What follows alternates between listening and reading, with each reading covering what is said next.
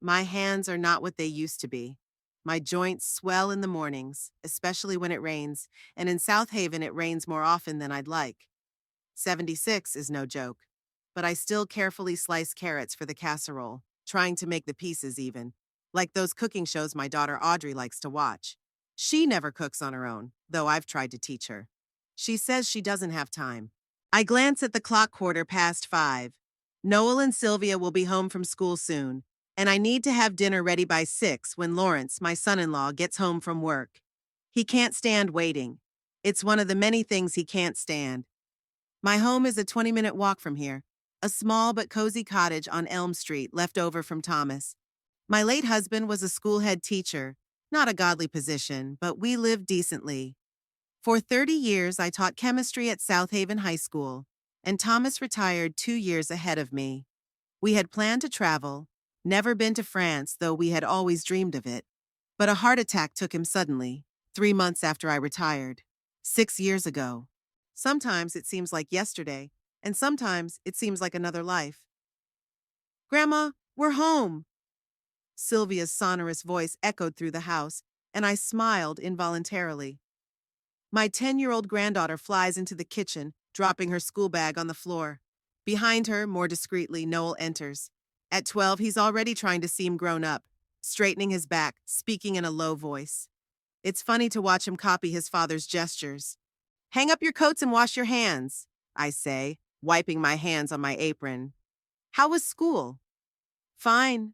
Noel shrugs, and Sylvia starts talking about some conflict with a classmate over a seat at the lunch table. I nod, half listening, and put the casserole dish into the baking dish. Sylvia suddenly interrupts. Grandma, why are your hands shaking so much? I look at my hands. Indeed, a slight tremor. It's nothing new, but the children have started to notice it.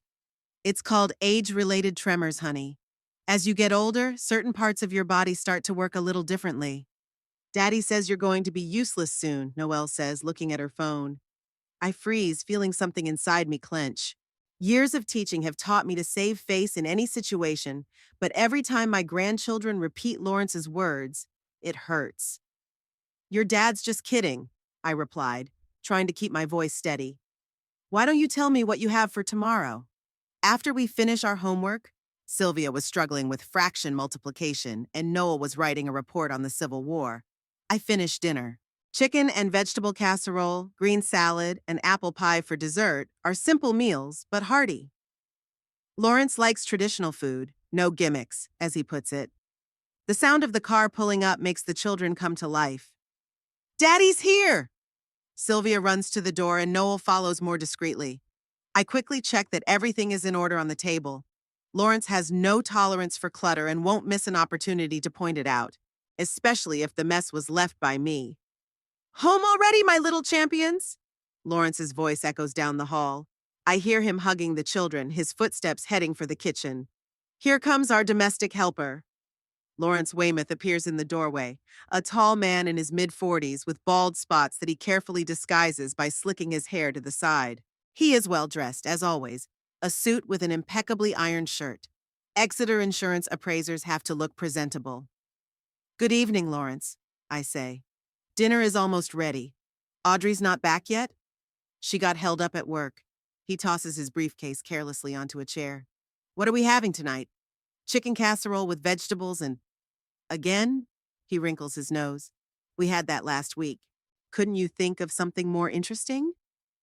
Last time it was beef casserole, I object quietly. And I asked Audrey what to make and she said, okay. Lawrence waved me away. It must be hard to remember things like that at your age. It's a good thing you can still do something. It's his usual manner. Careless remarks that at first glance seem just a little rude, but in fact each one is like a little jab.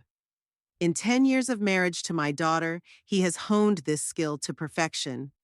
I don't answer, just put the plates on the table.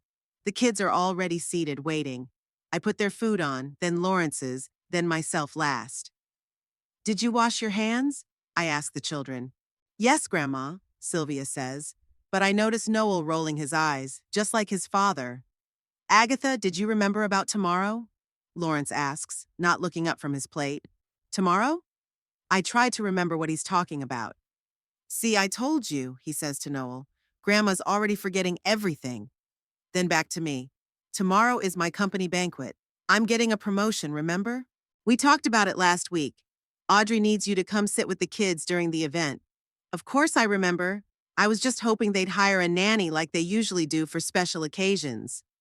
Lawrence often mentioned that this would be a big night for him, the promotion to team leader he'd been seeking for so long. Of course I remember, I say. What time should I be there?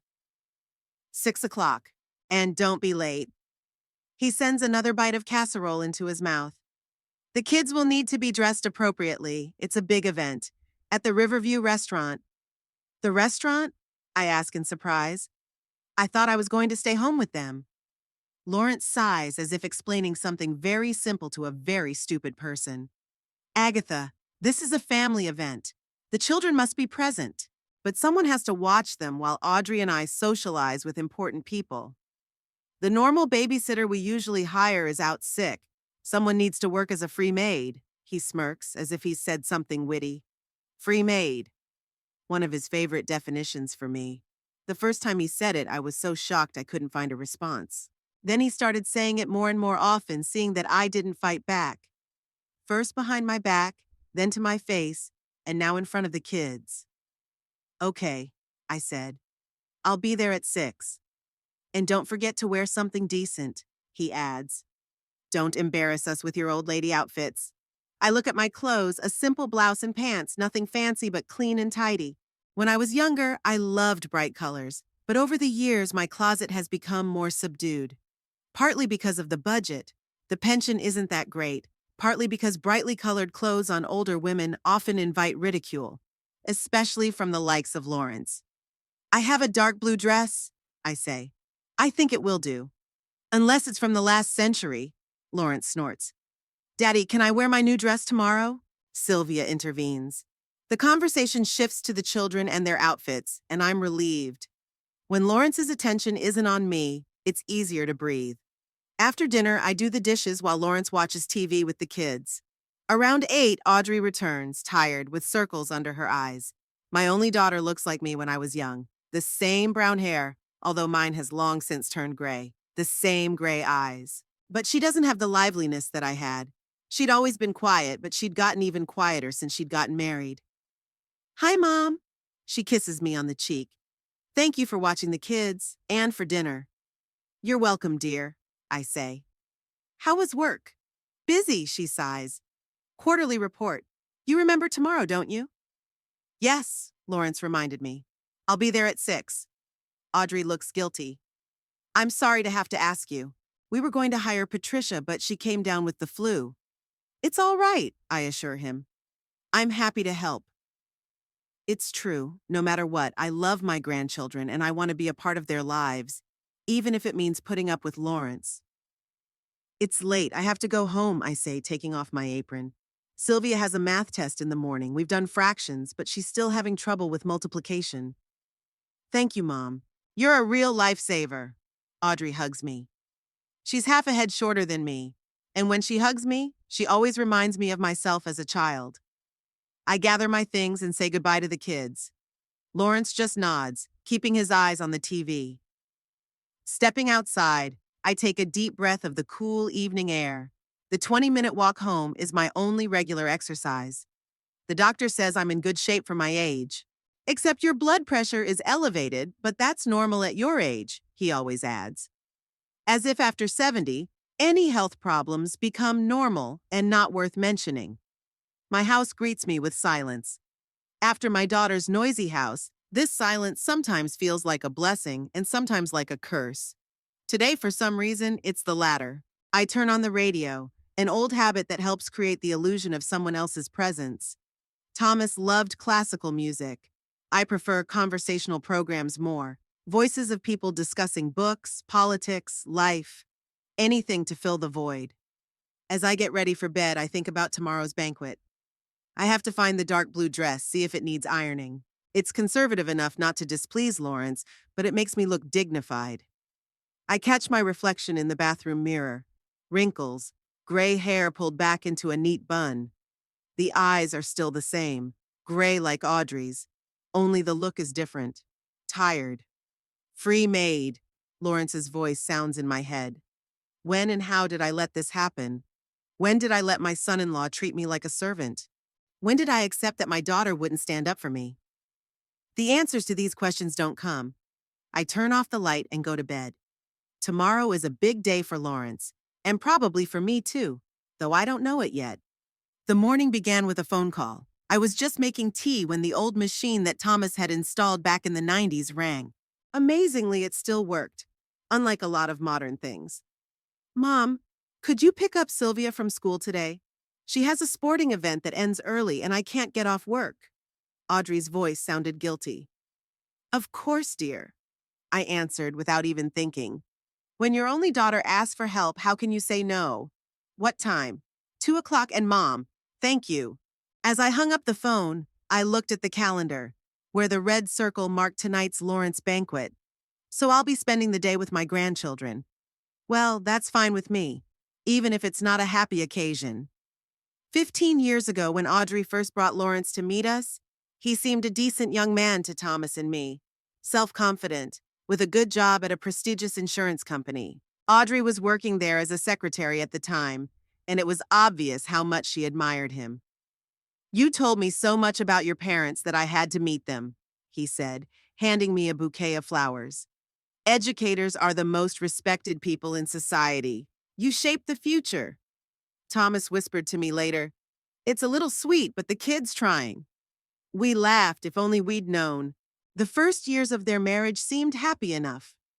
Lawrence got a promotion, they bought a house, Noel was born. Audrey was radiant with happiness, although I noticed that she began to socialize less with her friends, focusing entirely on her husband and child. It seemed normal to me at the time. I was the same way myself after Audrey was born. Things started to change about 3 years later. When Audrey was pregnant with Sylvia, Lawrence insisted that she leave work completely. The children need their mother at home, he declared during a family dinner. Besides, with my salary, we'll do just fine. Thomas was alarmed. My husband had always believed that a woman should have her own income, no matter how small. It's a matter of respect and equality in the family, he often said. That's probably why our marriage was so strong. We were always partners, not master and maid. Audrey can always go back to work when the children are older, Thomas said then. But it's up to you, of course. Lawrence smiled his trademark smile, a slightly condescending smile, as if he were talking to old-fashioned people who didn't understand modern life. Of course, if Audrey wants to, he said, but I heard something in his tone that made me wary, as if he'd already made up his mind. Thomas noticed it too. That evening when we were alone, he said, I don't like that guy, too controlling. Maybe he's just looking out for his family. I tried to justify my son-in-law. That's what a lot of men think these days. No, Agatha, it's not about caring. Did you see Audrey's face? She didn't even voice her opinion. That's not like our daughter. He was right. Audrey was always quiet, but she had her own opinions. In high school, she was head of the debate club. In college, she wrote incisive articles for the student newspaper. But around Lawrence, she seemed to shrink to become his shadow. After the birth of Sylvia, Audrey completely immersed in motherhood. The first 3 years were particularly difficult. 2 small children required all her attention. Thomas and I helped as much as we could, but Lawrence was working late more and more often, leaving all the household chores to his wife. When Sylvia turned 3, Audrey started talking about going back to work. I found a good kindergarten, she said over Sunday lunch at our house. And I thought maybe I could go back to Exeter. There was just a vacancy in the human resources department there. Lawrence looked at her as if she'd said something stupid. Darling, you've been out of work for 5 years. What human resources? You don't even know the new systems. I could learn, Audrey objected quietly. Take a course. Courses take money, Lawrence cut him off. Besides, who's going to pick up the kids from daycare? Do you have any idea how much a full-time nanny costs? Thomas couldn't take it anymore. Agatha and I could help with the kids. We're both retired, we have plenty of time. Lawrence looked at her husband with undisguised irritation. No offense, Thomas, but at your age it's hard to keep up with active children, especially Noel, he's so fidgety. My husband crimsoned, but he held back. He was 67 then, and he was in great shape. Every morning ran 5 kilometers, worked in the garden. Lawrence's hint of his infirmity was simply insulting. In the end, Audrey still went to work, but not in Exeter Insurance, but in a small construction company where she was offered the position of assistant accountant with a minimum wage. Lawrence condescendingly allowed her to do so, emphasizing that he would still cover the family's basic expenses. A year after that, Thomas died. The heart attack came on suddenly while he was working in the garden. The doctor said he died instantly, without agony. It was the only thing that comforted me during those dark days. Lawrence showed himself at the funeral from an unexpected side. He was attentive, did the organizing, supported a crying Audrey. I was grateful to him. Then I did not realize that it was just part of his public image. A caring family man, a model son-in-law. After Thomas died, I fell into a deep depression. The house we had lived in for almost 40 years suddenly became huge and empty. I began to spend more and more time at my daughter's house helping with the children. Lawrence didn't mind at first. The free babysitting was good for him. About a year after Thomas died, I first noticed Lawrence talking about me to the kids. I went into the nursery to get some dirty cups and heard his voice from the next room. Grandma forgot to water the flowers again and they withered. You see, children, that's what happens when you get old. Your brains stop working. But Grandma is smart, said little Noel. She knows all about chemistry and can do cool experiments. Ha! Lawrence snorted. Knowing chemistry and teaching kids in school is not a sign of intelligence. Look at her worked all her life for pennies, and what does she have? A small house, an old car that's always breaking down. I'm an insurance adjuster. I have a real career. I make real money. I froze, holding the cups in my hands, unable to believe my ears. Everything inside was boiling with anger and resentment, but I couldn't find the strength to go in and tell him what I thought. Somehow I was afraid it would only make things worse. What if Lawrence forbade me to see my grandchildren at all? From then on, I began to notice more and more of these moments. When Lawrence thought I wasn't around, he was always making comments about me. Grandma bought the wrong milk again. She's got a bad memory. Don't take your grandmother's example. She's a loser. She's worked in school all her life and has achieved nothing but wrinkles and arthritis. If it weren't for our kindness, Grandma would have to live in a nursing home. It's good that she has us, isn't it? I didn't know what to do. Should I talk to Audrey? But she seemed completely submissive to her husband, afraid of his anger. Besides, if I told her I'd overheard their conversations, wouldn't it look like I was spying on their family? And then the direct remarks in my presence began. Minor ones at first, that could be taken as a joke if you tried hard enough. Then they got more and more explicit. Agatha, you put the plates on the wrong shelf again. At your age, you should have learned the basics by now. You're walking like a turtle. We're going to be late because of you. That blouse makes you look old, although in your case, nothing's gonna help. Audrey pretended not to hear me every time. Sometimes she'd give me a guilty look, but she never intervened. Sometimes I thought she even agreed with him. The children quickly adopted their father's manner, especially Noel. I remember one time he refused to eat the soup I made. Grandma's food is bad, he said. Daddy says she can't cook. My heart ached. Thomas always praised my cooking. I knew I was a good cook. My students in the cooking class I ran after school always raved about my dishes. Noel, I said sternly, trying to keep my voice from shaking, your grandfather thought I was a great cook, and your mom grew up on my food and never complained. But Daddy says, don't argue with your grandmother, Audrey intervened, giving her son a stern look. Eat what you're given. That moment was a rare glimpse of the old Audrey, the one who had her own opinions. But those moments were becoming fewer and fewer. My daughter seemed to melt into her husband's shadow. I tried to talk to her. One day, when Lawrence wasn't home, I asked her bluntly, Audrey, are you happy with him? She was silent for a long time, looking out the window at the children playing in the yard. He's a good father, she said at last. Provides for his family, never raises a hand. That doesn't answer my question. Mom, she turned to me, and I could see the weariness in her eyes. Not everyone can have a marriage like you and Dad. You were the exception. It's different for most people. But he treats you disrespectfully. He's disrespectful to me, too. He's just straightforward, she defended her husband. And he works hard. He's tired. He has a responsible job. He's under a lot of pressure. That's no excuse for rudeness, I said firmly. Mom, please. In her voice, there were pleading notes. Don't start. We're doing fine. The kids are happy. We have a nice house, stability. What more do you need? Respect, I wanted to shout. Love, partnership. But I didn't. She looked at me like she was afraid I'd ruin everything. Okay, I said after a pause. But know that I'm always on your side, no matter what happens. After that conversation, I began to notice that Lawrence had stepped up his campaign against me. It was as if he felt threatened. He called me free maid and old bag more and more often, especially when we were alone, without witnesses.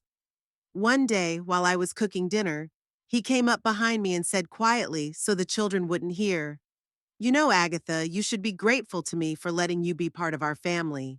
A lot of men would have sent a mother-in-law like that to a nursing home a long time ago. I turned around, still holding the vegetable slicer in my hand. What did you say? He smiled, but his eyes remained cold. Just a reminder that your position here depends on my goodwill. I allow you to see your grandchildren. I allow you to come to our home. But you must know your place. My place? I felt the color rush to my face. What do you think it is? A free maid, he said it with such pleasure that I shuddered. You wash, cook, babysit when we need you and stay out of our business. It's the perfect arrangement, don't you think? I stared at him, not believing my ears. How could a man be so insensitive? So cruel? Does Audrey know you think that? I asked, trying to remain calm. Audrey? He grinned. Audrey does what I say. Always has and always will. She knows she's nothing without me. She's my daughter and a wonderful person, I said, feeling my hands shake with anger. She can do a lot of things. Of course she can. He patted me on the shoulder, the way one patronizes a child. That's why she has such a brilliant career as an accounting assistant for a third-rate construction company. Before I could answer, Sylvia came running into the kitchen. Daddy, Noel won't let me watch the cartoon. Lawrence switched instantly, his face taking on the expression of a concerned father. Coming, princess, he said, smiling at his daughter. Daddy will sort it out. He walked away, leaving me standing with the knife in my hand, seething with impotent rage. That night, back home, I sat in the dark for a long time, remembering the conversation with Lawrence. A free maid. That's what I had become in his eyes, and probably in his daughter's eyes, too. The worst of it was that I had let it happen.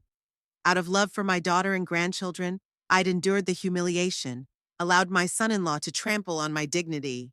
What would Thomas say if he saw what his proud, independent wife had become? I remembered how once, early in our marriage, when I was questioning whether I should continue working at school or whether I should devote myself to my home and child, Thomas had said, Agatha, never let anyone, not even me, decide who you are and what you are worth. Your dignity is your most valuable asset. Don't trade it for anything. Wise Thomas. It's a shame he's not around. He would know what to do. But I am alone. And now I have to go to this banquet where Lawrence will get his promotion and once again play the role of the dutiful mother-in-law who knows her place. Not this time, I thought suddenly. Something inside me had changed since that conversation in the kitchen. Something had broken, or on the contrary, healed. I didn't know what would happen tomorrow, but I was sure I wouldn't take the insult silently anymore. Even if it meant losing the opportunity to see my grandchildren. Even if it shattered the illusion of family well-being that Audrey worked so hard to maintain. It's time to remember who I am. Agatha Bonner, chemistry teacher of 30 years. A woman who has educated generations of this town's children. Wife of Thomas Bonner, who loved and respected me until the last day of his life. Not a free maid. At 6 o'clock sharp, I rang the doorbell at my daughter's house. My dark blue dress was carefully ironed, my hair neatly coiled, a modest string of pearls around my neck, a gift from Thomas for our 30th anniversary. I was determined to look dignified, no matter what happened tonight. The door was opened by Lawrence, already in a suit with a bow tie. He gave me a critical look. At least you're not late, he muttered instead of greeting me. The kids are almost ready and Audrey's finishing up her makeup. We should be at the Riverview by 7. Hello, Lawrence, I said quietly, walking into the house. It's good to see you too. He ignored my irony. The children must be supervised all evening, no running between tables, no whimsy. This is an important event for my career. I know how to babysit, I replied. I've raised my daughter and helped with my grandchildren since they were born. Lawrence wrinkled his nose. Just do what you have to do. No comment. At that moment, Audrey came out into the lobby wearing an elegant black dress, which I saw for the first time. She looked beautiful, but tense. Mom, you made it, she pecked my cheek. Thank you, the kids are almost ready. Noel doesn't want to wear a tie. I'll talk to him, I said. 20 minutes later, we were in the car. Lawrence drove, constantly glancing at his watch. Audrey sat next to him, nervously checking something on her phone. The kids and I were in the back seat. Grandma, why are we going to the restaurant? Sylvia asked, smoothing the ruffles on her pink dress. Your father has a big night out, I explained. He's been promoted at work, and there's going to be an official award tonight. Daddy's going to be the boss? The girl's eyes widened. Team leader, Noel corrected her with an important look. That means he'll have his own team and more money. And we can go to Disneyland? Sylvia asked immediately. Lawrence glanced in the rearview mirror. We'll see, Princess. If you behave yourself today. Riverview was the most expensive restaurant in South Haven, located on the riverbank. I'd only been here a couple times, Thomas's 50th birthday party and our 40th wedding anniversary. The memories made my heart clench. Inside, the restaurant had changed. It was more modern, with a minimalist design. The large hall was decorated with Exeter Insurance logos, with tables arranged in a P shape. In the center was a small stage with a microphone. Lawrence, Audrey, a tall man with graying hair on his temples, approached us. Glad you could make it, minus Mr. Kingsley. Lawrence shook his hand with a respectful smile. May I introduce my mother-in-law, Agatha Bonner. She'll be watching the children today. Randall Kingsley gave me a polite nod, but it was obvious that I was just a servant to him. It's a pleasure, Mrs. Bonner. We've prepared a special table for the children in the far corner. It's quieter there. Jessica will show you out. A young girl in a restaurant uniform led us to a small table in the corner of the hall, away from the main group. Although the table was set as nicely as the others, its location made our status clear. We are not part of the party, we are servants. Grandma, I want to sit with Mommy and Daddy, Sylvia whined as we settled in. We'll be more comfortable here, sweetie, I said. Look at the pretty napkins they gave you. Audrey came up to us a few minutes later. Are you okay here? She asked anxiously. I asked for closer seating, but Lawrence said the children would be bored at the grown-up table. It's fine, dear, I assured her. Go mingle with the guests. We'll manage. She smiled nervously and returned to her husband, who stood surrounded by colleagues, talking animatedly. The waiters began serving appetizers. A young girl with a tray came to our table. We have a special menu for children, she said, handing out colorful cards. And for you, ma'am? The same as for everyone else, please, I replied. Noel and Sylvia quickly selected the children's specials, fries and chicken nuggets. I ordered a light salad, although there were many tempting options on the menu. For some reason, I felt like I should limit myself, as if I didn't have the right to enjoy the evening equally with the other guests. Gradually, the room filled up. Lawrence went from group to group, shaking hands, laughing at jokes. Audrey followed him like a shadow, smiling when necessary but rarely entering into conversation. Look at Daddy, Noel said proudly. Everyone wants to talk to him. I watched my son-in-law. He really knew how to make an impression, confident, charismatic, with a practiced smile. At times like this, I understood why Audrey had fallen in love with him and why she still stayed with him no matter what. Around 8 p.m., the formal presentations began. Randall Kingsley took the stage and began a speech about the company's accomplishments over the past year. The children fidgeted. They were getting bored. Grandma, I'm thirsty, Sylvia whispered. I looked around. There were only glasses of juice on the table, which the children had already drunk. I'll get you some water, I said, standing up. Sit here. I'll be right back. I headed for the bar at the far end of the room.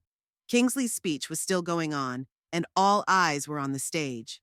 As I walked past the main tables, I noticed Lawrence sitting next to the boss. Several empty champagne glasses were already in front of him. The bartender filled 2 glasses with water, and I turned around to go back to the kids. At that moment, Randall Kingsley announced, "And now I am proud to introduce our new head of strategic underwriting, Lawrence Weymouth." Applause erupted. Lawrence stood up and walked towards the stage, swaying slightly as the champagne began to take effect. He accepted the award, shook Kingsley's hand, and began to speak into the microphone about his gratitude to the company and the team. I had almost reached our table when Lawrence finished his speech and came down from the stage. He spotted me and suddenly, loud enough for the whole room to hear, shouted, "Hey, free Maid! Bring me and Randall some wine and hurry up! You must be useful for something at your age." The hall fell silent. All eyes turned to me. I froze with 2 glasses of water in my hands, feeling the blood rush to my face. Usually at times like this, I tried to be invisible. I lowered my eyes, hurried to do what I was told, so as not to attract attention. But today something was different. Instead of the usual shame, I felt anger, pure, righteous anger that rose from within like a wave.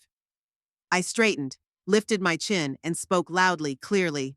"Lawrence, I'm a teacher who has raised 2 generations of children in this town, including your boss's son Randall, who is standing next to you right now. By the way, hello, Winston." I nodded to the young man standing next to Kingsley. "It's nice to see that you've grown into a decent man, unlike some." Winston Kingsley, whom I recognized despite the years that had passed, stared at me in amazement. "Mrs. Bonner?" he said incredulously. "You were my high school chemistry teacher." I turned to Randall, who was looking at me with growing interest. "Your son was one of my best students. And as for the wine, I'm afraid Mr. Weymouth mistook me for a waiter, probably from excitement." Randall Kingsley looked from me to his son, then to Lawrence, who turned pale and froze with his mouth open. "Mrs. Bonner," he said, stepping forward. "Winston has often spoken of you. You inspired him to enter the chemistry department. He still has his school project that he did under your supervision.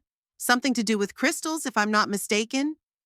"Growing copper sulfate crystals," Winston confirmed with a smile. "I won first place in the county Olympics. Mrs. Bonner, I didn't know you were related to the Weymouth family." "I'm Audrey's mother," I explained, feeling a sudden surge of confidence.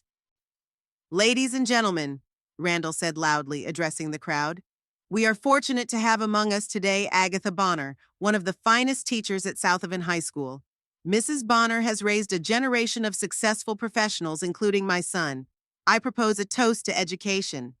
The guests raised their glasses. I noticed Audrey looking at me, a mixture of surprise, pride, and concern on her face. Lawrence, on the other hand, looked as if he'd been punched in the butt. He recovered quickly and tried to take the initiative. "Of course, my mother-in-law is a wonderful teacher. We're very proud of her. It was just a little family joke that got out of hand." "Agatha, I apologize if my tone seemed disrespectful." His apology sounded fake, but the guests seemed willing to accept it. The awkward moment had almost passed. Lawrence was already turning to continue chatting with his coworkers when I said, "No need to apologize for your tone, Lawrence. You should apologize for calling me a free maid. It's not the first time, is it?" There was silence again. Lawrence froze, his face flushed. "Agatha," he hissed through his teeth, "I think we'd better talk about this at home." "I think we've been quiet enough about it," I replied calmly. 10 years to be exact. I watched Audrey make her way toward us through the crowd of guests, panic in her eyes. "Mom, please," she whispered, walking over. "Not now." "I'm sorry, honey," I told her, "but sometimes there comes a time when you have to stand up for yourself." Randall Kingsley, sensing the rising tension, tried to diffuse the situation. "I think we could all use some more champagne. The party goes on, friends." The guests slowly returned to their conversations, though many of them continued to cast curious glances in our direction. Lawrence grabbed my elbow and led me away toward the empty hallway leading to the restrooms. "What are you doing?" he hissed. "Are you trying to ruin my career? I worked 10 years for this promotion." His face contorted with rage, but I was no longer afraid. Something changed in me the moment I made my little speech in front of all the guests. It was as if a part of me that I had lost years ago had returned. "Lawrence," I said calmly, "you are destroying your own career and your family by the way you treat people." What are you talking about? I provide for my family. I've given Audrey and the kids everything they have. Except respect, I said. You don't respect Audrey. You don't respect me. And you're teaching the kids the same thing. Lawrence looked around. The hallway was empty, but there were voices and music coming from the hall. He suddenly dropped to one knee as if adjusting a shoe and said quietly through gritted teeth, "Listen, Agatha, I apologize, okay? I had too much to drink. I said something stupid. But my career is on the line right now. Kingsley's already looking at me sideways. If you keep doing this scene, everything I've accomplished could fall apart. For the sake of Audrey and the children, please, let's forget this incident." I looked down at him, the arrogant man who had humiliated me for so many years and now was on his knees begging me not to ruin his precious reputation. "Stand up, Lawrence," I said. "You've already ruined it all by yourself. It's not your career, it's the way you treat people. Today I'm cutting you out of my life." He stared at me in disbelief. "What does that mean?" "It means I won't take your insults anymore. I won't pretend everything's okay when you call me a free maid. I won't be silent when you teach my grandchildren disrespect. You can't just go and—" "I can," I interrupted him. "And I'm doing it right now. I'll keep in touch with Audrey and the kids, but you're out of my life." "Audrey will never go against me." His confidence began to return. "She depends on me." "Maybe," I agreed. "But I don't. And Lawrence, if you think tonight was unpleasant, imagine what would happen if I started telling people how you really felt about your family. Like Randall Kingsley, for example, who seems to have a great appreciation for family values, judging by the way he talks about his son." Lawrence turned even paler. Are you threatening me?" "No," I shook my head. "I'm just dotting the I's and crossing the T's. We both know who you really are, Lawrence. And now Randall Kingsley is starting to guess." Before he could answer, Audrey came up to us, her face a look of extreme concern.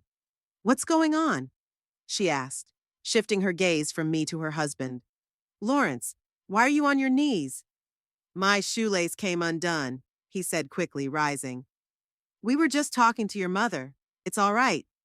"Mom?" Audrey turned to me. I smiled at her. "It's fine, honey. We were just clearing some things up. Where are the children?" "At our table with Winston Kingsley. He's showing them some napkin tricks. They're thrilled." "They are?" Lawrence is instantly transformed. "We should join them. It's a great opportunity to strengthen ties." He quickly headed back into the hall, leaving Audrey and me behind. "What did you say to him?" my daughter asked quietly. "I'd never seen him so shocked." "The truth," I answered simply. "That I would never let him disrespect me again, and that I'm worried about you and the children." Audrey sighed.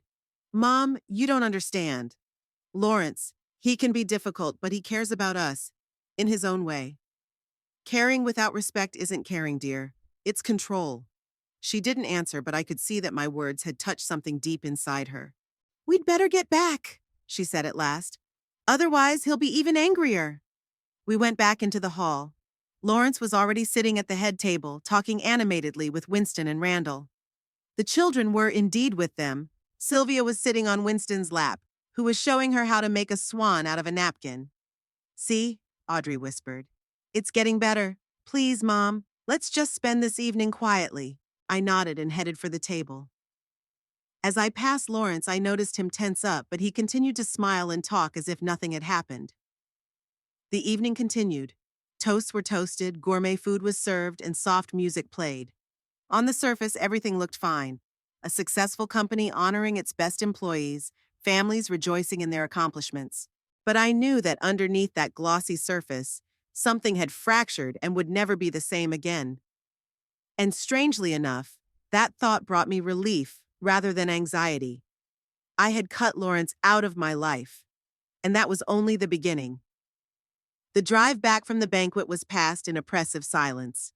The children, tired from the late evening, dozed off in the back seat. Lawrence drove the car, gripping the steering wheel tightly, his face a mask of restrained anger. Audrey sat beside him, casting worried glances at her husband and me over her shoulder. I stared out the window at the lights of South Haven passing by, feeling a strange mixture of anxiety and relief. Something had ended today and something had begun. As we pulled up in front of my daughter's house, Lawrence braked sharply. "Wake the kids up," he said to Audrey. "I'll get the door." He got out of the car, slammed the door loudly, and headed toward the house. Audrey quietly woke the kids, and I helped them out of the car. "Grandma, are you coming to our house?" Sylvia asked sleepily. "No, honey, I have to go home," I replied. "It's getting late." "Stay, Mom," Audrey said suddenly. Her eyes were almost panic-stricken. "It's late, and tomorrow's Saturday, and you're in no hurry." I knew that she was afraid to be alone with Lawrence after today's incident, but I also realized that my presence would only make things worse. "No, darling," I said softly. "I really should go home. Call me tomorrow, okay?" Audrey nodded, but she looked completely lost. I put my arms around her and whispered, "It's going to be okay. You're stronger than you think."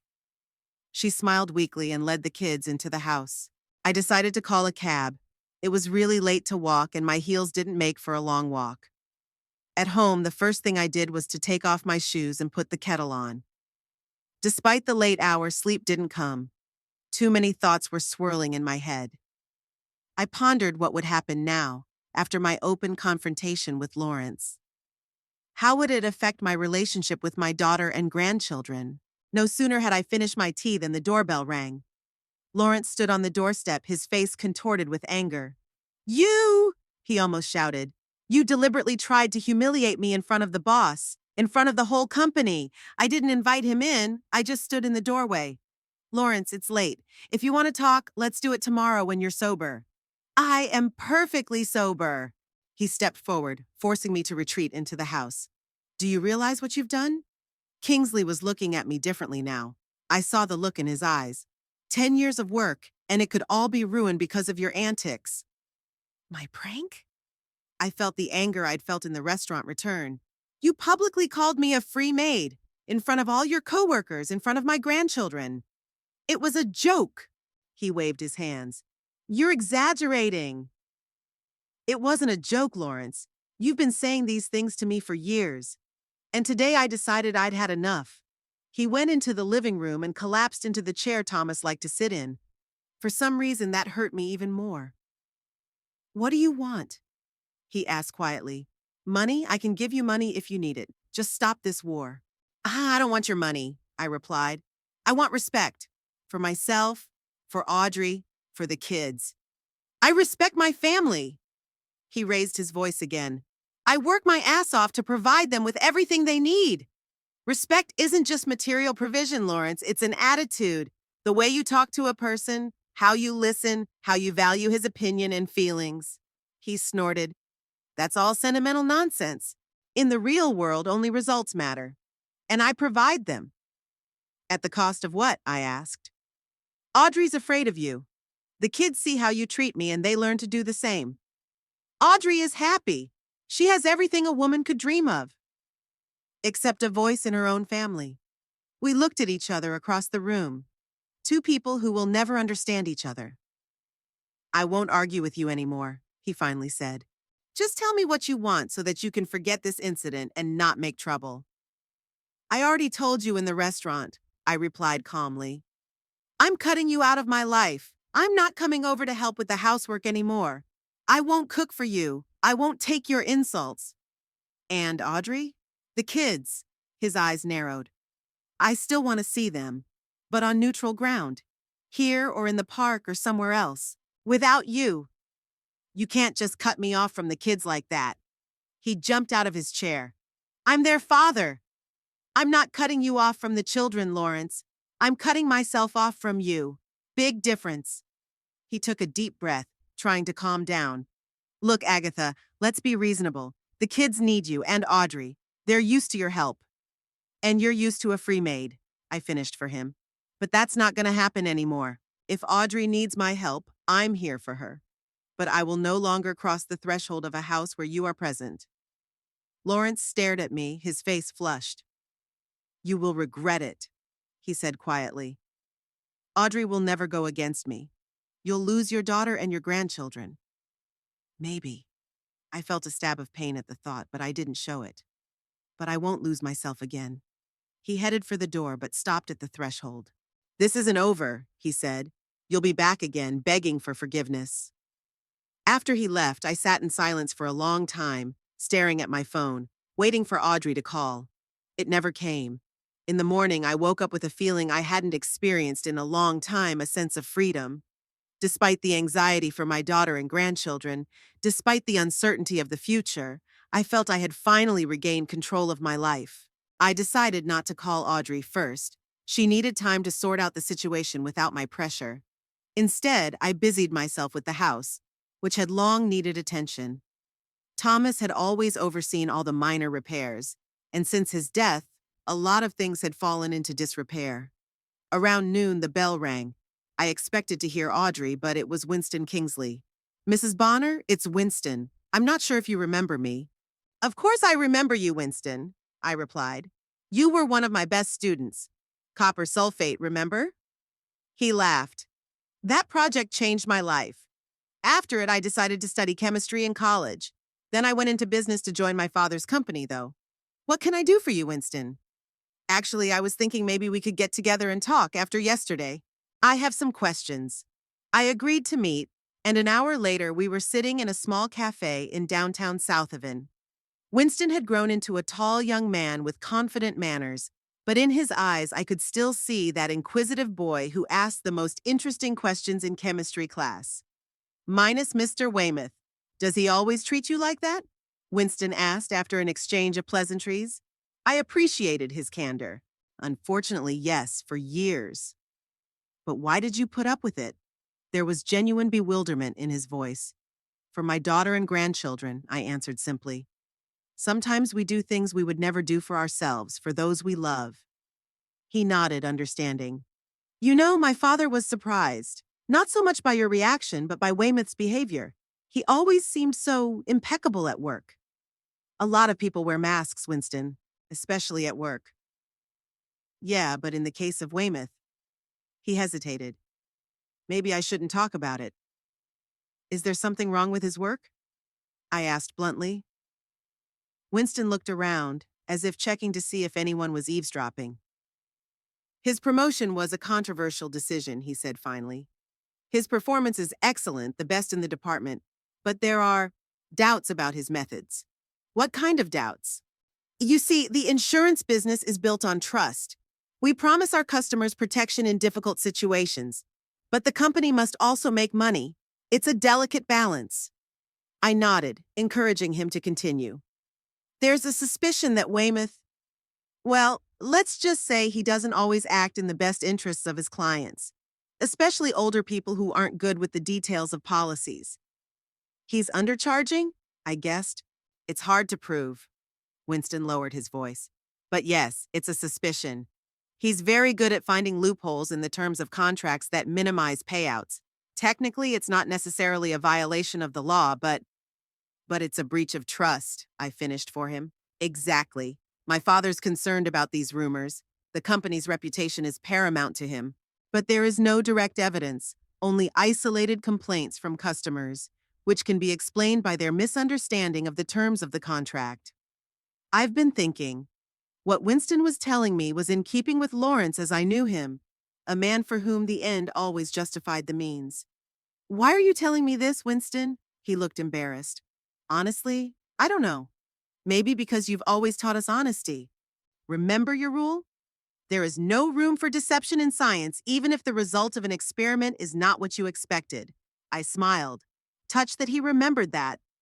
Or maybe, he continued, I feel I should help you in some way after seeing the way you've been treated. You deserve better than that, Mrs. Bonner. Thank you, Winston. I covered his hand with mine. You grew up to be a good man. After meeting Winston, I decided to act. But not in the way Lawrence might have expected, not from a position of revenge or spite. I decided to regain my independence. The first step was to take a part-time job as a tutor. A few years ago, when I had just retired, I had given private chemistry lessons to high school students preparing for college. This brought not only extra income, but also fun. I've always loved teaching.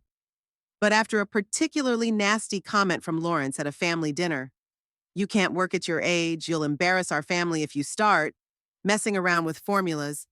I gave it up. As usual, Audrey didn't stand up for me and I didn't want to cause trouble. Now I pulled out my old notebook and started calling people I knew, former co-workers, parents of students. To my surprise, many people still remembered me and recommended me to their acquaintances. Mrs. Bonner, this is Deborah Finch, Emily's mom. Do you remember us? Of course I do, I replied. Emily must be in college by now? In medical school, Deborah said proudly. She always says your chemistry classes gave her a great foundation. I have a younger son in the penultimate grade now, and he needs help with chemistry. Are you still giving lessons? So within a few days, I had 3 students. Not too many, but enough to feel useful and increase my meager retirement income a bit. I didn't hear from Audrey for 3 days. On the 4th day, she called. Mom? Her voice sounded quiet and uncertain. How are you? I'm fine, honey, I answered. And you? The kids? We're getting by, she paused. Lawrence is very upset. He says you were deliberately trying to undermine his authority in front of his boss. Do you believe that? Pause again. I don't know what to think, Mom. It's all so confusing. Lawrence can really be, abrupt. But he provides for us, takes care of the children. Audrey, I said softly. Caring without respect is not caring. We've talked about this. I know. I could hear the tears in her voice. But what am I supposed to do? Get a divorce? Stay alone with 2 kids? We can barely make ends meet on my salary. Nobody's talking about divorce, honey. Just about setting healthy boundaries, so that you and I are respected. Lawrence says you're not coming to help with the kids in the house anymore. That's true. I can't be in the same house with a man who treats me like a servant. But I will always be there for you and the children. You can come and see me anytime you want. Mom, please. She sounded pleading in her voice. Let's forget this incident. Lawrence promised not to call you again, you know. He was drunk, excited about the promotion. Alcohol is no excuse, Audrey. It doesn't create new thoughts, only releases the ones already inside. I heard her crying quietly on the other end of the line. The children need a grandmother, she said through her tears. Sylvia asks about you every day. I told you I'll always be there for them. They can come to me. I can pick them up from school, walk with them in the park. But I will not cross the threshold of a house where Lawrence is present. He'd never agree to the children coming to you without us. Then you can come with them, without him. There's a long pause again. I don't know if I can. He'd be against it. Think about it, honey. You're a grown woman, a mother of 2. You have the right to make your own decisions. After talking to Audrey, I felt both sadness and determination. Sadness at realizing how deeply my daughter was mired in an unhealthy relationship, and determination to help her, even if it meant pulling away for a while. In the days that followed, I was fully immersed in working with my new students. Teaching had always brought me joy, and I found that I could still explain complex concepts clearly despite my age. My students seemed to appreciate my expertise and methodical approach. You explain so much more clearly than our high school teacher, Mrs. Bonner, Jason, one of the new students, told me. Now I finally understand these redox reactions. Moments like this reminded me why I chose a career in teaching. Not for the money or status, but for those moments of insight in a student's eyes when the complicated suddenly becomes clear. On the 6th day after the banquet, the unexpected happened. I was working in the garden, weeding the bed of roses that Thomas loved so much, when I heard children's voices. When I looked up, I saw Audrey, Noel, and Sylvia standing at the gate. Grandmother! Sylvia rushed to me as soon as I opened the gate. We missed you so much! I hugged my granddaughter, feeling my heart ache with joy and anxiety at the same time. Hi, Grandma, Noel said more reservedly, but I could see that he was happy to see me too. Audrey looked haggard, with circles under her eyes, but determined. We decided to come and see you, she said. Lawrence is at work tonight. Come on in, I invited them into the house. I was just about to make lemonade. While the children scattered around the house, Sylvia went to look at the collection of porcelain figurines on the shelf, and Noel turned on the old TV. Audrey and I were alone in the kitchen. I didn't think you were coming, I said, pulling lemons out of the refrigerator. Neither did I, she smiled weakly. But after our conversation, I've been thinking a lot about what you said, about how Lawrence feels about you, and about me. I sliced lemons in silence, giving her a chance to talk. I signed up for a refresher course, she said suddenly. Accounting. They're online in the evenings when the kids are asleep. Audrey, that's wonderful. I was genuinely excited. When do you start? I already started. 2 days ago. Lawrence doesn't know yet. Yeah, I'm afraid of his reaction. I put the knife aside and turned to my daughter. He has no right to stop you from learning and growing. I know, but he controls all of our finances. The card I use is linked to his account. He can see every transaction. How did you pay for the course? She lowered her eyes.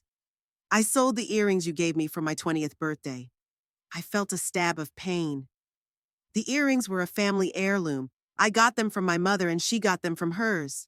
Audrey, you could have just asked me for the money. I didn't want to be a burden, she said quietly. You do so much for us already. We were silent for a moment, both of us thinking about the situation. What do you plan to do next? I finally asked.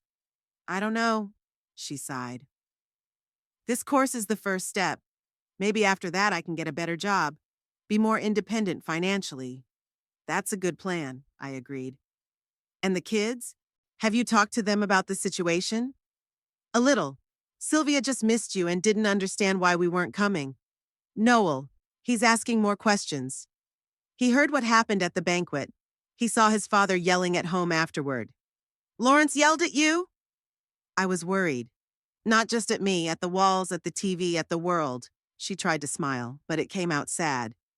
He was furious. Said you'd ruined his reputation, that Kingsley looked at him differently now. Is that true? I don't know. But he's really worried about it. He's always checking his email, waiting for some important message from his boss. I remembered what Winston had told me about Lawrence's questionable work practices. Perhaps the incident at the banquet had drawn unwanted attention to his activities. Mom, can I ask you something? Audrey looked uncertain. Of course, dear. Do you ever regret marrying Daddy? That you tied your life to one man? The question caught me off guard. Never, I answered honestly. Your father was a kind, intelligent, respectful man. We were partners in everything. Sure, we had hard times, arguments, but we always resolved them together with respect for each other. I don't remember you ever yelling at each other, Audrey said thoughtfully. Because we didn't yell. We talked. Audrey nodded, considering my words. I want the kids to have a normal childhood, she said quietly. I want them to see healthy relationships, to respect themselves and others. That's a worthy goal. I squeezed her hand gently. And I'll help you in any way I can. We finished making the lemonade and called the kids in. The rest of the day passed in a rare peace and joy for the last few years. We played board games, I showed Sylvia how to bake cookies, and I helped Noel with his science homework. Occasionally, I noticed Audrey watching us with a sad smile, as if she saw something missing from her normal life with Lawrence. When it was time to leave, Lawrence had to be home from work by 6. Audrey hugged me tightly. Thank you, Mom, for everything. You're stronger than you think, I repeated the words I'd said to her a few days ago. And I'm always on your side. As they walked down the street, Sylvia skipping ahead, Noel walking a little farther away, absorbed in his own thoughts, and Audrey straightening her shoulders with renewed determination. I felt mixed emotions. Anxiety for their future, pride in my daughter's first steps toward independence, and a strange sense of freedom that came with my decision to no longer endure the humiliation. 2 weeks later, I was sitting in a small coffee shop called Morning Dawn across from Patricia Donovan, my former colleague who had taught English literature at our school and had retired 3 years before me. Despite her age, she remained active in the town community, running a book club at the library and serving on the South Haven Senior Citizens Council. It's good to see you in shape, Agatha, she said, stirring her tea. After Thomas died, you seemed to disappear from the life of the town. I've been busy with my daughter's family, I replied. But now, it was time to get back to my own life. I told her about the situation with Lawrence, omitting the most unpleasant details, but making her understand the nature of the problem. It's terrible, Patricia shook her head. But unfortunately, it's not uncommon. Many of us older people face disrespect, especially from younger relatives. It's not just disrespect. I lowered my voice. I have reason to believe that Lawrence uses questionable methods in his work, especially when it comes to elderly clients. Patricia stepped forward. Are you talking about the Exeter Insurance Company? It's interesting that you mentioned it. At the last Senior Citizens Council meeting, several people complained about that very company. Small payouts, denials for dubious reasons. Could you introduce me to those people? I asked. I'm not going to start a scandal or a lawsuit. I just want to understand what's going on. Patricia hesitated, tapping her spoon on the rim of her cup. You know Vivian Ashley? She lives on Maple Street, in the little blue house. I shook my head. I don't think we know each other. She's 82 years old, a widow, former nurse. 6 months ago, a pipe burst in her bathroom, flooded the entire first floor. The insurance only covered a fraction of the repairs, although the contract was supposed to cover much more. She's still furious. And I understand her. It's hard to make ends meet on her pension, let alone make repairs. And her insurer is Exeter? Yes. And if I'm not mistaken, it was your brother-in-law who took out her policy. She mentioned the name Lawrence. I felt my insides tighten. Winston was right in his suspicions. Could you give me her address? I'd like to talk to her. The next day, I stood on the doorstep of a neat blue house on Maple Street. Vivian Ashley appeared to be an energetic older woman with short gray hair and shrewd blue eyes. When I introduced myself and explained the purpose of my visit, she immediately invited me in. Agatha Bonner, she interjected, seating me in the living room. You taught my grandson Brandon. He's an engineer in Boston now. Brandon Ashley, I remembered the tall guy with the freckles. He was a great student, especially in lab work. Vivian smiled, but her smile faded quickly when the conversation turned to the insurance case. I never thought I would have to face such a fraud at my age, she said, pulling out a file folder. When the accident happened, I immediately called the company. An appraiser came, looked at the damage, said everything would be covered. Then this Weymouth guy came in, your son-in-law, as you say, and everything changed. What exactly happened? I asked, listening intently. He found some clause in the contract, some loophole. He said that since the pipe had burst because of corrosion, and not because of an external impact, the insurance only covered 30% of the damage. Did you sign any additional documents? Yeah, he gave me some kind of form. He said it was standard procedure to speed up the payment. I signed it without reading it. My eyesight wasn't what it used to be, and the font was small. I asked to see all the documents, both the original policy and the additional forms. Chemistry was my specialty, not law, but years of teaching had taught me to read and analyze texts carefully. Plus, as an older person, I had experienced my own attempts at fraud and had learned to be attentive to detail. Looking through the papers, I noticed inconsistencies. The original policy clearly stated that the insurance covered any water damage, including pipe leaks, regardless of cause.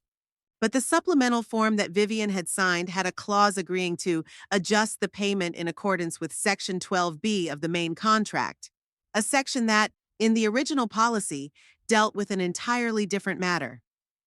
Vivian, I think you've been misled, I said gently.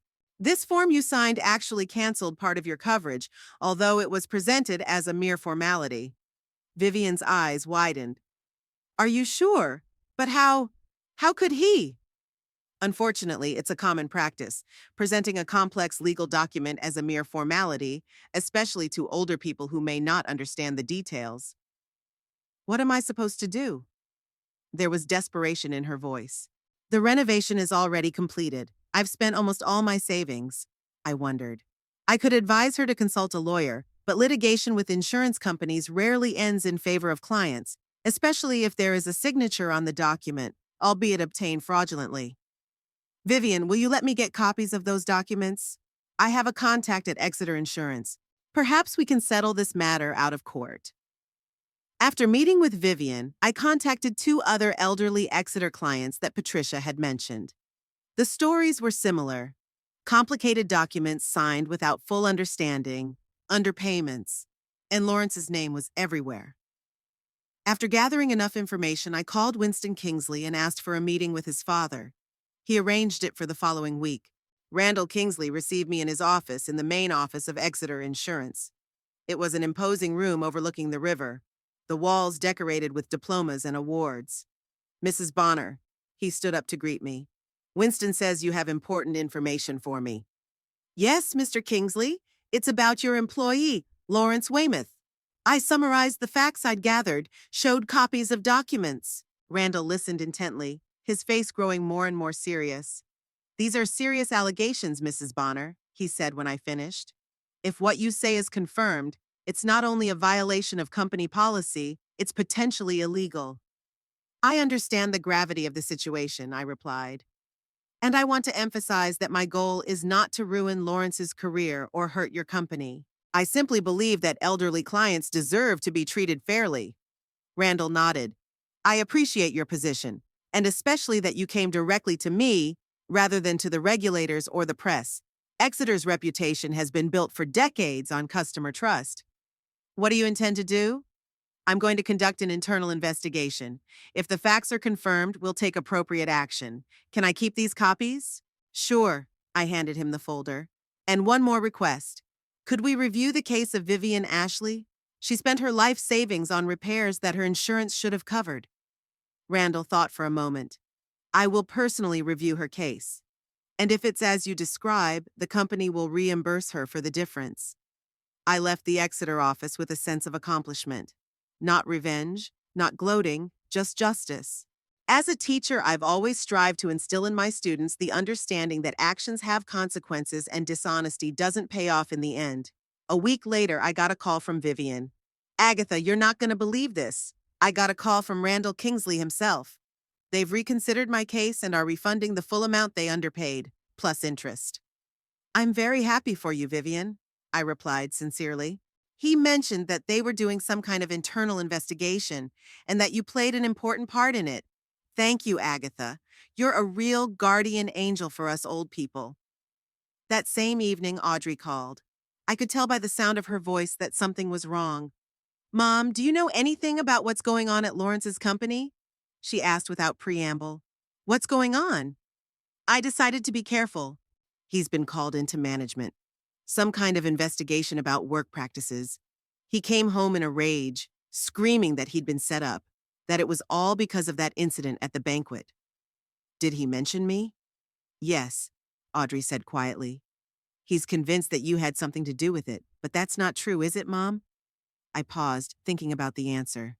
Audrey, I did talk to Mr. Kingsley, but not about Lawrence per se. I was talking about elderly clients who feel they've been cheated out of their payments. It was my civic stance, not a personal vendetta. Oh my God, Audrey sighed heavily. He's furious. He says he might be stripped of his promotion. I'm sorry if it's causing problems for you and the kids. But Audrey, think about it. If these allegations are unfounded, why is the company investigating? Why is Lawrence so concerned? She was silent for a long time. I don't know, Mom. It's all so confusing. But I want you to know that the children miss you, and so do I. I'm always here for you. You can come anytime. I know you can. We'll come Sunday, okay? Lawrence will be in a meeting with a lawyer. On Sunday, Audrey and the children came early in the morning. We spent a beautiful day together, making pancakes for breakfast, walking in the park, playing board games. I've noticed that Audrey seems more relaxed away from home and her husband, and the kids are just happy to be with me. How are your classes going? I asked when the kids were engrossed in playing in the garden. Good, she smiled. I've already passed 2 modules. The teacher says I have an aptitude for analytical accounting. That's wonderful. You've always been a smart girl. Remember how you always got straight A's in math in school? I do. She looked thoughtfully out the window at the children playing. You know, Mom, I applied for a new position. At Maryland Construction, they're looking for a chief accountant. Audrey! I couldn't hide my surprise and joy. That's a huge step forward. I haven't heard back yet, she added quickly. And I'm not sure I'm ready, but I thought I'd give it a try. I'm proud of you. I hugged her tightly. Whatever happens, you've already taken a big step. Lawrence doesn't know, she said quietly. I don't know how he'll react if I get the job, especially now that he's in trouble at work. You're a grown woman, Audrey, a mother of 2. You're entitled to your own career. She nodded, but there was still uncertainty in her eyes. 3 days later, Winston Kingsley called me. Mrs. Bonner, I thought you might be interested in the results of the investigation, he said. Dad didn't fire Weymouth because there wasn't enough evidence to make such a big deal out of it. But he did take away his promotion and his bonus, and he gave him a stern warning. One false move and he'd lose his job. Thank you for letting me know, Winston, I replied. And how did Lawrence take the decision? Not very well. I could hear the irony in Winston's voice. But he had no choice. His father also ordered that all his future insurance claims be subject to additional scrutiny. So now his hands are tied. After that conversation, I didn't hear any news about Lawrence for about 2 weeks. Audrey came over with the kids every Sunday but avoided talking about her husband, and I didn't insist. I could see that she needed time to sort out her feelings and decide what to do next. And then, one beautiful spring day, she came to me with a shining face. Mom, I got the job, chief accountant at Maryland Construction. Audrey, that's amazing. I hugged her. When do you start? Next month, the salary is almost double what it is now, and flexible hours, which is great with kids. And Lawrence, does he know? Her face darkened a little. Yeah, I told him last night. He, wasn't thrilled. At first, he tried to forbid it, said it would affect the kids, that I couldn't handle it. But then when I told him about the paycheck, it was like he thought about it, especially now that he's been robbed of his bonus and his raise. Does he still blame me?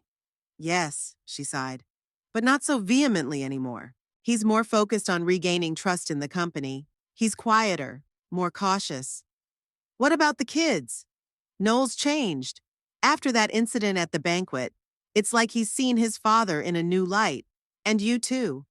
He no longer repeats the disrespectful phrases he learned from Lawrence. And the other day, he even stood up for Sylvia when Lawrence yelled at her for spilling juice. I felt a surge of pride in my grandson. Perhaps he had learned an important lesson about what real respect is. Gradually, our Sunday meetings became a tradition. Audrey and the children would come in the morning, we would make lunch together, talk, laugh. It was a special time, free from the stress they still felt at home. One day, when Audrey had been in her new position for a month, I noticed a change in her. She was more confident, had a straighter back, smiled more often. We were sitting in the garden watching the children play with the neighbor's puppy. You know, Mom, she said suddenly, I'm thinking about starting to save money, my own savings. That's a wise decision, I approved. Lawrence doesn't know. He still controls our joint account. But with my new paycheck, I can slowly put some of it away in a separate account. You're thinking about...